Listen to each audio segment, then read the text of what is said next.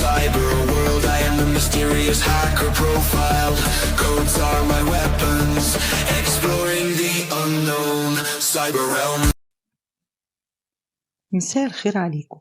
بعد ما اتعلمنا في الفيديو اللي فات ازاي بنخلي النموذج يتبع خطوات او اجراءات انا اللي بكتبها له علشان يفكر بالطريقة دي او اجبره انه يفكر بالطريقة دي، خلينا هنا نطبق بقى على حاجة جديدة وهي الكاستمر ريفيو اللي احنا كاتبينه. هنا هتلاقينا اول حاجة ده رأي احد العملاء، هتلاقيه مكتوب على كذا على كذا سطر اهو زي ما انتم شايفين. كأن احنا مقطعينه لسطور، وهقول له هنا في الخطوة اللي بعدها ان اليوزر ريفيو انا هحطه لك ما بين XML تاج اللي هي مرسومة تحت دي، وهنطلب منه هنا في الخطوة اللي بعدها انه يلخص رأي العميل ده. تخيل معايا كده ان انت عندك رأي عميل مثلا كتب ريفيو 5 6 10 سطور. طب لو هو بقى مش عميل واحد، لو عملاء كتير وهكذا، ازاي هقدر احلل ده؟ في خلال النموذج بقى اللي احنا بنكتبه هتلاقي هنا احنا كاتبين له الامر موجود اهو. please summarize this review in one sentence. انا عايزه يلخصها لي في جملة واحدة، واقول له نطبع الاوتبوت.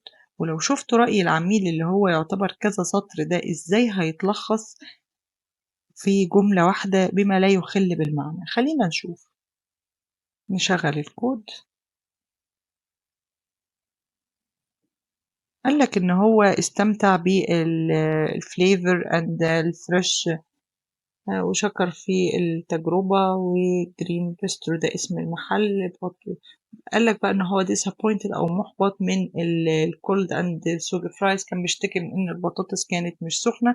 لكن هو هنا قال لكن هو هنا قال تجربته الملخصة في السطر ده. لو جينا نرجع فوق عند الريفيو بتاع العميل نفسه الأصلي هنلاقيه برضو إن هو فضل يشكر في المطعم وفي المكان، بس في الآخر قال إنه بيشتكي إن البطاطس كانت مقدمة إليه مش سخنة، وإن التجربة ممكن تتحسن، وإن هو ممكن يريكومند المكان على شرط إن هم يحاولوا إن هم يحسنوا الخدمة، وده بشكل ده يكون أفضل يعني. السطرين دول من الكود او الكود سنيبت ده هيعلمنا ايه؟ هيعلمنا ان لو انا عندي حاجة محتاج الخصها، سواء هي رأي عميل او تويتات او حتى مقالات محتاج الخصها في عدد معين من السطور، اقدر اعمل ده بالكود. وبكده نكون النهاردة اتعلمنا حاجة جديدة. انا ايمان علي ودي سايبر توكس.